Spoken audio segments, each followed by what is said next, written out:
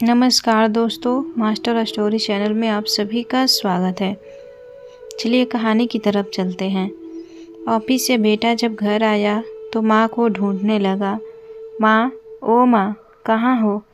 देखो ना, मैं तुम्हारे लिए क्या लाया हूँ। अपनी माँ के कमरे के अंदर आते हुए पंकज ने हाथ में 2 टिकट दिखाते हुए बोला। बेटे की आवाज़ सुनकर पूजा कर रही माँ ने उसकी ओर नज़र उठाकर देखा और बोली, यह क्या है बेटा? माँ, तुम बहु दिनों से कह रही थी ना कि मैं तुम्हें गंगा स्नान कराने ले चलूँ। तो इस बार कुंभ का मेला लगा है, तो मैंने सोचा कि आपको कुंभ में ले चलता हूँ और गंगा स्नान करवा लाता हूँ। ट्रेन से टिकट भी करवा ली है। बेटे की यह बात सुनकर सरस्वती जी चहक उठी और उनकी आंखों में खुशी भरी चमक आ गई। कुंभ का मेला? अरे तू सच में मुझे कुंभ के दर्शन कराएगा? तू सच कह रहा है ना बेटा? मुझे यकीन ही नहीं हो रहा है। अरे माँ, मैं झूठ थोड़ी बोल रहा हूँ। यह देखो, टिकट तुम्हारे सामने है। अब जाने की तैयारी कर लो। जितना भी सामान चाहिए मुझे बता देना। पूरे 5 दिन बाद चलेंगे। वाह बेटा, जुग जुग जियो मेरे लाल। गंगा जी में स्नान करूँगी तो मोक्ष मिलेगा मुझे। अच्छा, कौन कौन चलेगा बेटा? सभी चल रहे हैं ना? सरस्वती जी ने मुस्कुराते हुए पूछा तो पंकज बोला, अरे नहीं माँ, सबने जाकर क्या करना है? मालूम है कुंभ में कितनी भीड़ रहती है। सब लोगों को संभालना तो बहुत मुश्किल हो जाएगा। इसीलिए मैं केवल 2 ही टिकट लेकर आया हूँ, आपके और मेरे लिए। बेटे की इस बात को सुनते ही सरस्वती जी की नज़रें अपनी बहू प्रियंका की ओर गई और सोचने लगी कि बेटे के साथ में अकेले जाऊंगी तो बहू नाराज़ तो नहीं हो जाएगी। फिर बोली, अरे पंकज बेटा, लेकिन इतनी उम्र में तू अकेला मुझे कैसे संभालेगा? घर में तो मैं जैसे तैसे अपना काम कर लेती हूँ, लेकिन बाहर तो मेरा उठना बैठना भी बहुत मुश्किल हो जाएगा। घड़ी घड़ी मुझे सहारे की ज़रूरत पड़ेगी। तभी उनकी बहू प्रियंका बोली, अरे माँ जी, अब यह आपको ले जा रहे हैं तो संभाल भी लेंगे, और फिर हम तो कहीं न कहीं जाते ही रहते हैं। फिर कभी चले जाएंगे कुंभ। और यह भी तो सोचिए कि कुंभ का मेला हर साल थोड़ी ना आता है। फिर सरस्वती जी बोली, लेकिन बहू, पंकज को मुझे संभालने में परेशानी होगी तो? उनकी यह बात सुनकर उनका बेटा पंकज हंस पड़ा और बोला, माँ, अब तुम्हें अपने बेटे पर विश्वास भी नहीं है। अरे जैसा आप मेरे बचपन में ध्यान रखती थी, वैसे ही मैं भी आपका ध्यान रखूँगा। आपका हाथ मैं कभी नहीं छोड़ूंगा। खूब अच्छे से आपको मेला दिखाऊंगा। पंकज की बात पर सब लोग हंसने लगे और सरस्वती जी परेशान हो गई। उनकी बहुत समय से चली आ रही इच्छा पूरी होने जा रही थी। कितनी बार पंकज से कह चुकी थी कि मरने से पहले एक बार मुझे कुंभ का स्नान करवा दे। अगर कुंभ पर नहीं लेकर जा सकता तो वैसे ही प्रयागराज ले चल, लेकिन एक बार गंगा स्नान करवा दे तो मेरी अंतिम इच्छा पूरी हो जाए। लेकिन वक्त गुजरता रहा और बात चलती रही, परंतु आज जब पंकज ने अपने आप कहा तो उनका मन प्रसन्नता से नाच उठा। आज तो वह अपने बेटे और बहू को आशीर्वाद देते नहीं थक रही थी।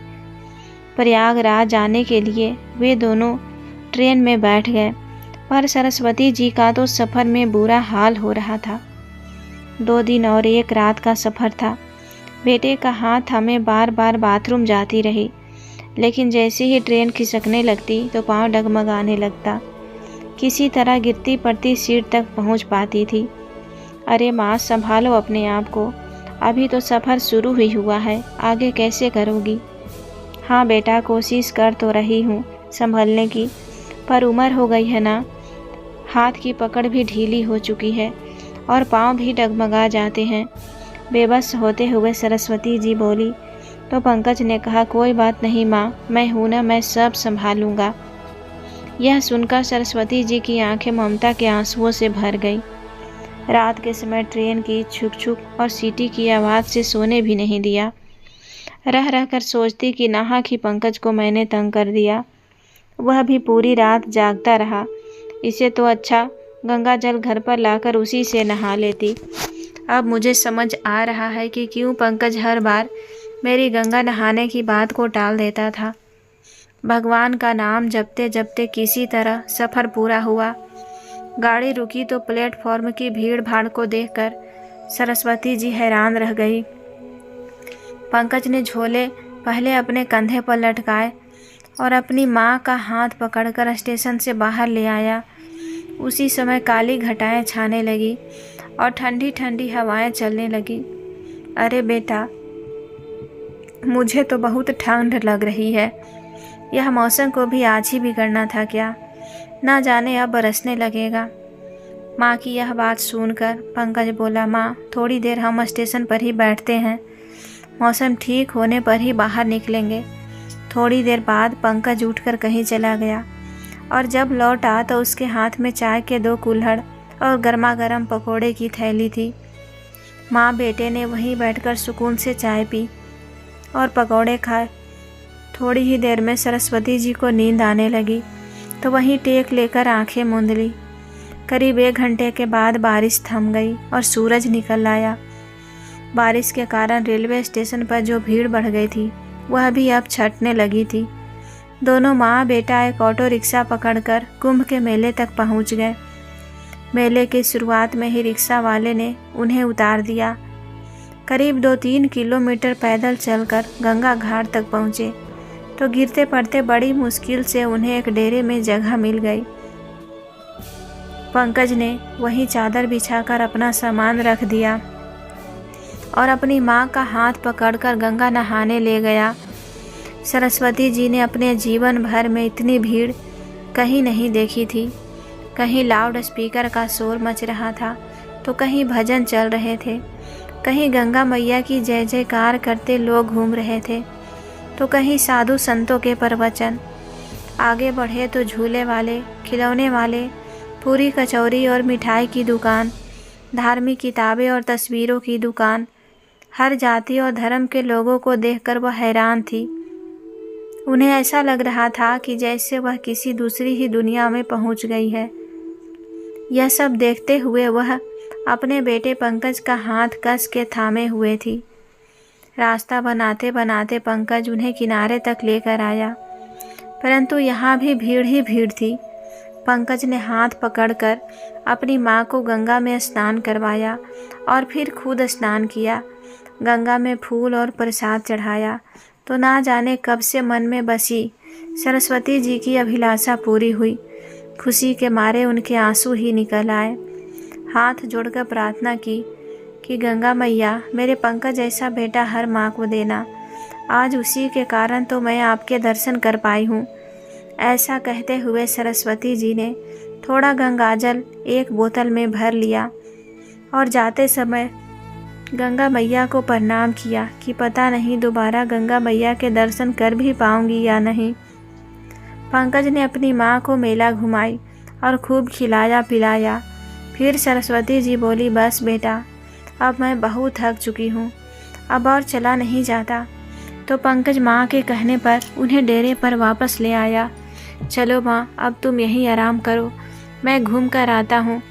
ऐसा कहते हुए पंकज ने अपने पास अपनी जेब में से कुछ पैसे निकाले और अपनी माँ के हाथ में थमा दिए। अरे बेटा मैं पैसों का क्या करूँगी, तू है तो सही मेरे पास, और वैसे भी मेरी साड़ी के पल्लू में 500 रुपये का नोट बंधा है। ऐसा कहते हुए सरस्वती जी उसे पैसे वापस देने लगी तो पंकज बोला, नहीं माँ रख लो, वक्त बेवक्त काम आ जाते हैं। कुछ खरीदने का मन होता है या कहीं मेले में मेरी जेब कट गई तो क्या करोगी। पंकज के ऐसा कहने पर सरस्वती जी ने पैसे रख लिए, यह सोचते हुए कि ऐसे मेलों में तो चोर उचक्के और बहुत से ठग घूमते रहते हैं और लोगों को बुद्धू बनाकर लोगों की जेब साफ करके कब निकल जाते हैं पता भी नहीं चलता। पंकज अपना थैला लेकर चला गया और सरस्वती जी वहीं पर अपना थैला सर के नीचे लगाकर चादर पर लेट गई। आज उनका मन बहुत संतुष्ट था। पंकज ने भी उनका खूब ध्यान रखा था। लेटे लेटे ही उनकी आंखें लग गई, लेकिन जब आंखें खुली तो देखा सूरज ढल चुका है। इधर उधर देखा तो पंकज अभी तक नहीं लौटा था। उनके माथे पर चिंता की लकीरें उभर आई। अनजानी जगह और अनजाने लोग।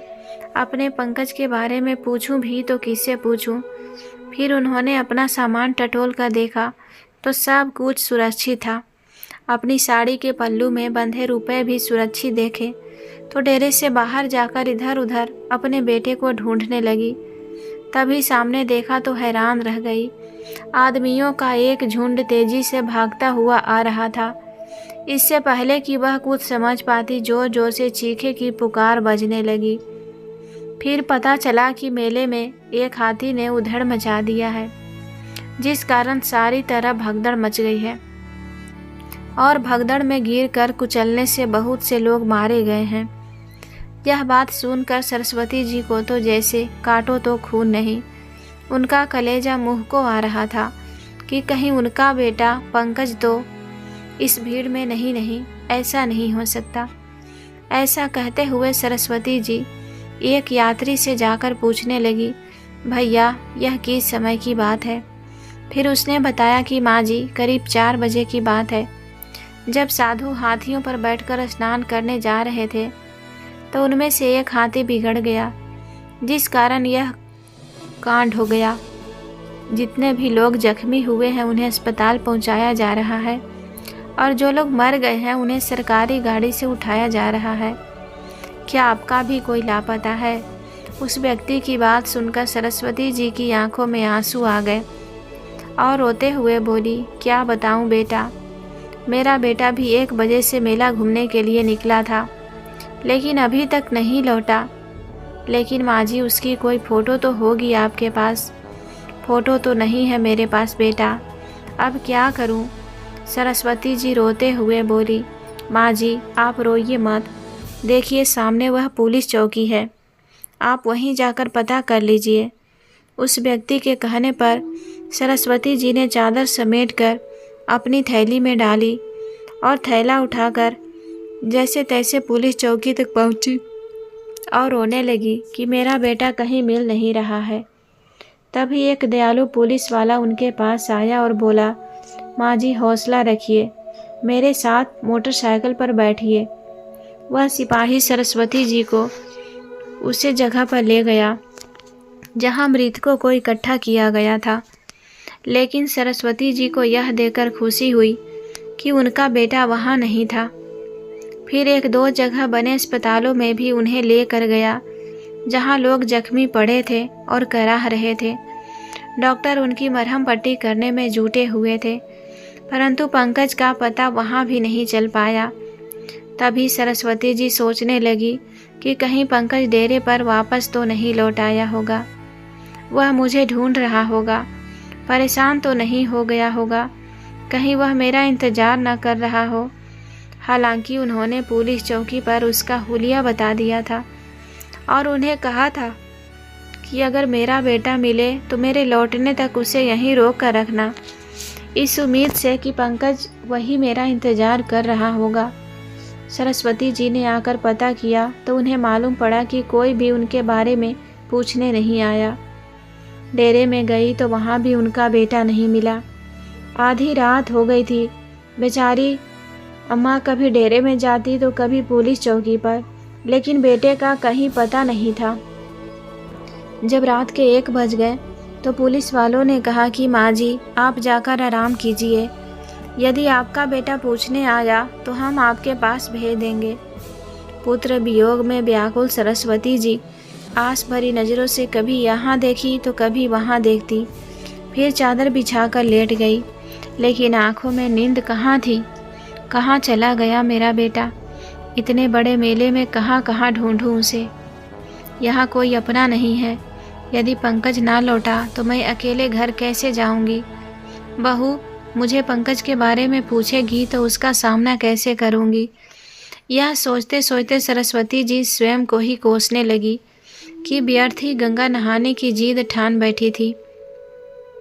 अगर पंकज टिकट लाया भी था तो मना भी तो कर सकती थी ना, टिकट तो वापस भी हो सकता था। अब इतनी बड़ी मुसीबत और सर पर ना पड़ती। अब कहाँ ढूंढूं मैं अपने बेटे को। फिर सरस्वती जी को ख्याल आने लगा कि कहीं पंकज को कोई ठग बहला फुसला कर तो नहीं ले गया। कितना सीधा है मेरा बेटा, बहुत जल्दी किसी की भी बातों में आ जाता है, या फिर किसी ने कोई गलत चीज़ उसे सुंघा दी हो और बेहोश कर दिया हो और उसका सारा पैसा, अंगूठी और चैन छीन कर उसे कहीं फेंक दिया हो। यह सोच सोच कर सरस्वती जी अंदर ही अंदर चिंता के मारे कुढ़ी जा रही थी। मन में उठने वाली शंकाओं का अंत ही नहीं था। अगले दिन जब सुबह हुई तो सरस्वती जी नहाना धोना भूलकर सीधा पुलिस चौकी पर पहुंच गई। एक ही दिन में पुलिस चौकी के लोग उन्हें पहचानने लगे थे। देखते ही बोले, आइए माँ जी, क्या आपका बेटा लौटा नहीं अभी तक? तभी सरस्वती जी रोते हुए बोली, कहाँ देखूं, तुम ही ढूंढ कर ले आओ ना मेरे बेटे को, एक माँ की दुआएं लगेगी। सरस्वती जी का रो रो कर बुरा हाल था। फिर पुलिस वाला बोला, अम्मा धीरज रखो, हम कुछ करते हैं, सभी डेरों में अनाउंसमेंट करवाते हैं, आपका बेटा मेले में जहाँ कहीं भी होगा तुरंत दौड़ा आएगा। आप ऐसा कीजिए, अपना नाम और पता लिखवा दीजिए और फिर जाकर गंगा ध्यान कीजिए, जल्दी ही मिल जाएगा आपका बेटा। भगवान पर भरोसा रखिए। अब तो पुलिस वालों को भी सरस्वती जी से हमदर्दी हो गई थी। रोती बिलखती बेचारी बूढ़ी माँ डेरे में वापस लौट आई। जैसे तैसे गंगा में स्नान भी कर लिया। मन ही मन प्रार्थना करती रही कि हे गंगा मैया, मेरा पंकज जहाँ भी हो कुशल पूर्वक हो। वहीं तेरे दर्शन करने के लिए यहाँ तक लेकर आया था और वही हाथ छुड़ाकर ना जाने कहाँ गुम हो गया और मुझ बूढ़ी को समझ नहीं आता कि क्या करूं। हे भगवान, आप ही कोई चमत्कार करो, मेरा खोया हुआ बेटा वापस मिल जाए तो वापस जाकर बहू को मुंह दिखाने लायक बन सकूं। पूजा अर्चना कर सरस्वती जी हर आने जाने वाले व्यक्ति को आशा भरी निगाह से देखती।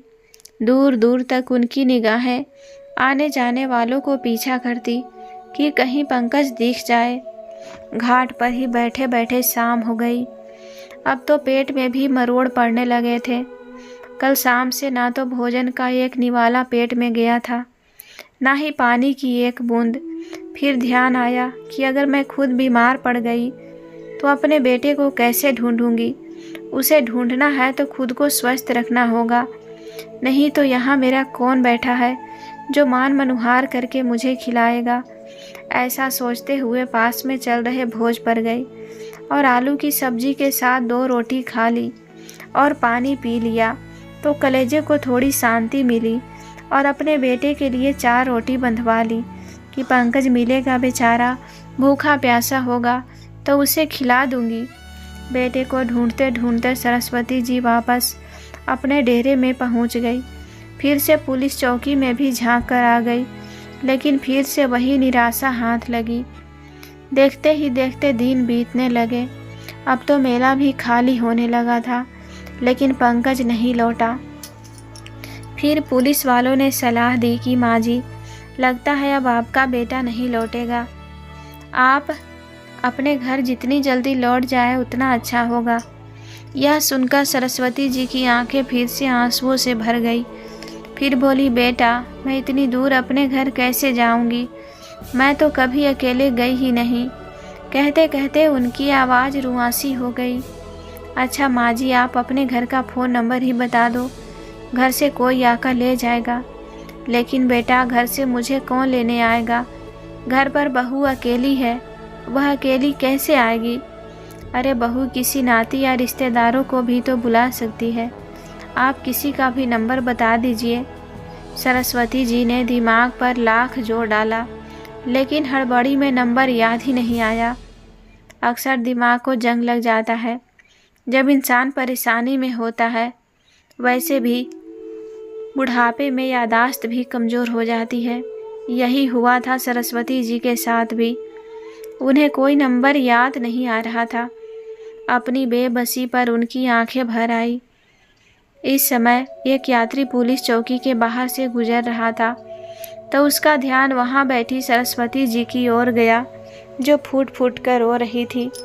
उसने पुलिस वालों से वृद्ध को रोने का कारण पूछा तो सारी बात सुनकर वह यात्री बोला, आप अम्मा को मेरे साथ ही भेज दीजिए, मैं भी वहीं का रहने वाला हूँ। मैं शाम 6 बजे की ट्रेन से अपने घर जा रहा हूँ। आप कहे तो इन्हें साथ लेता जाऊँगा और उसके बाद उनके गांव जाने वाली बस में बैठा दूँगा। वह आराम से अपने गांव पहुँच जाएंगी।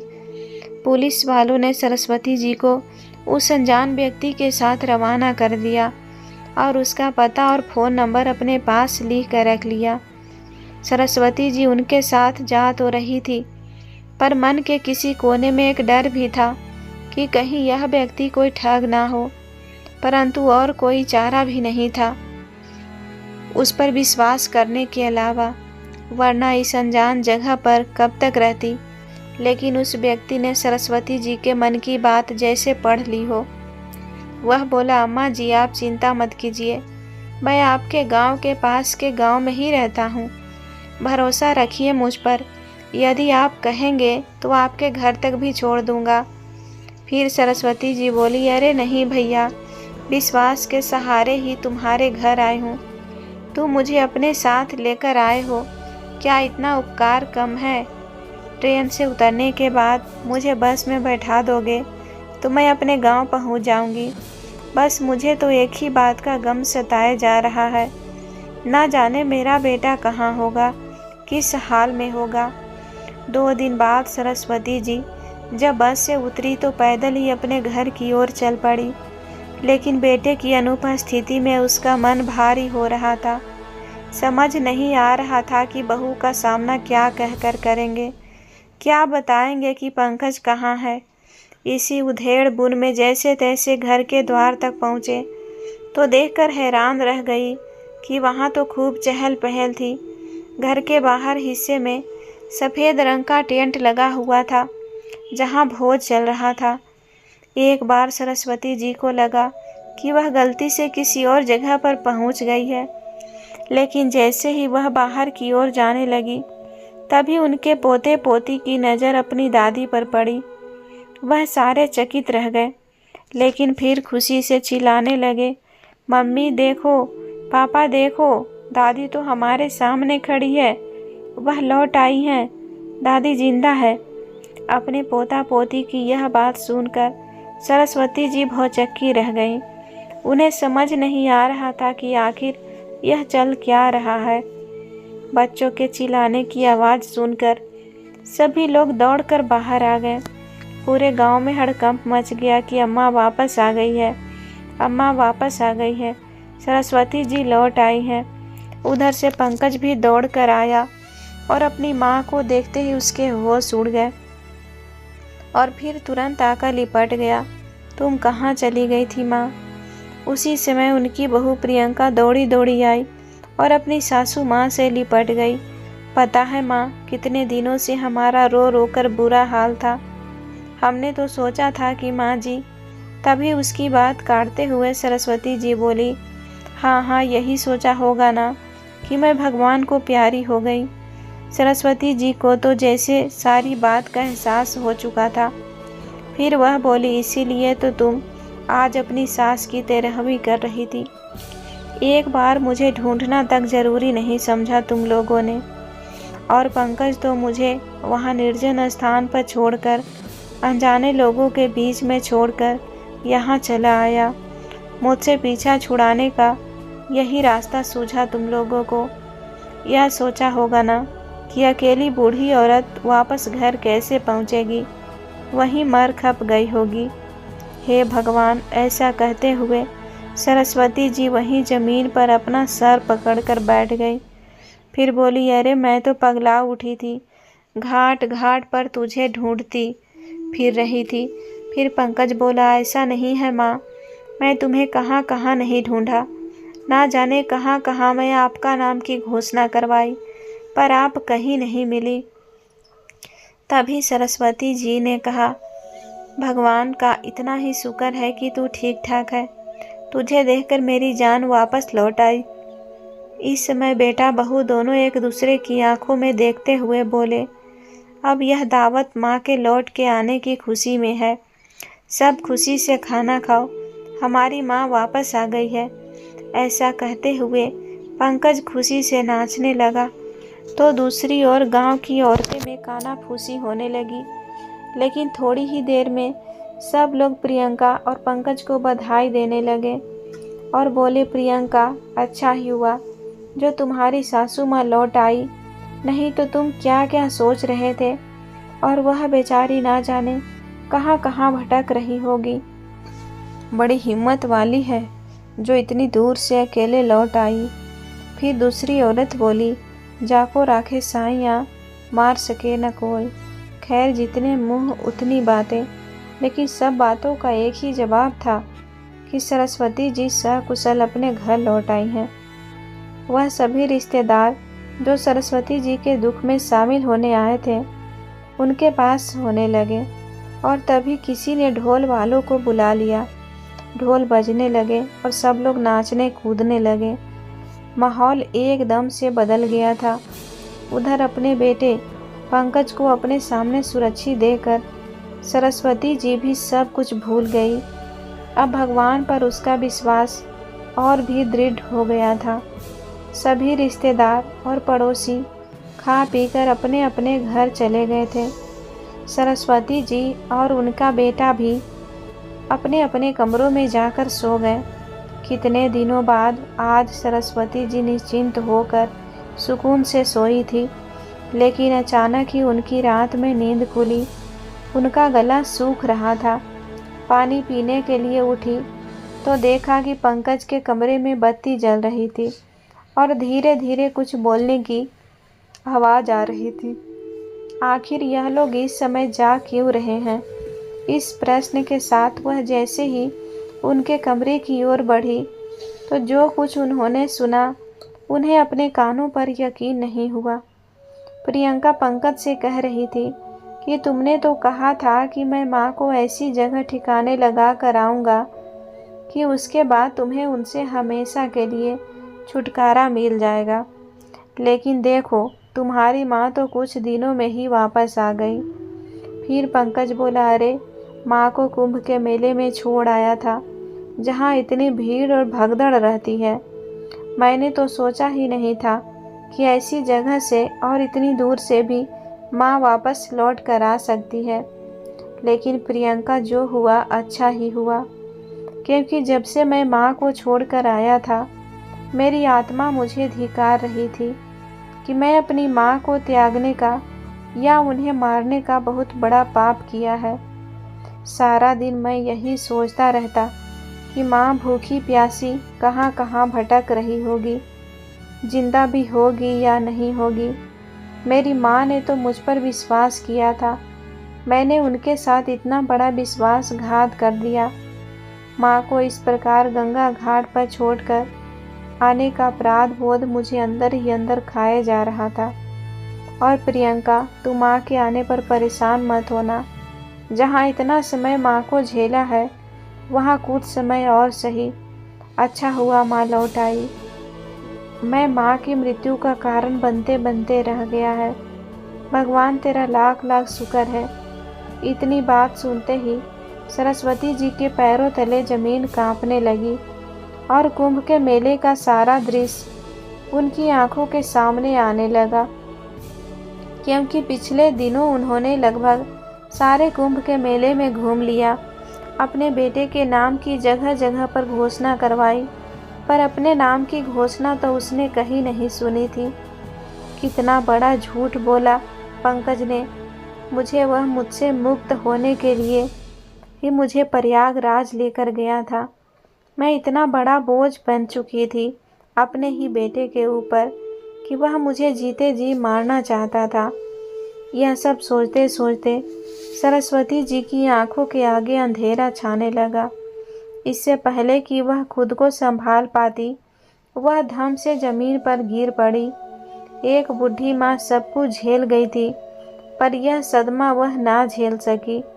आज सच में सरस्वती जी को अपनों से मोक्ष मिल गया था। दोस्तों, कहानी आपको कैसी लगी कमेंट करके बताइएगा, और ऐसे ही कहानियाँ देखने और सुनने के लिए हमारे चैनल को सब्सक्राइब कर लीजिएगा। धन्यवाद।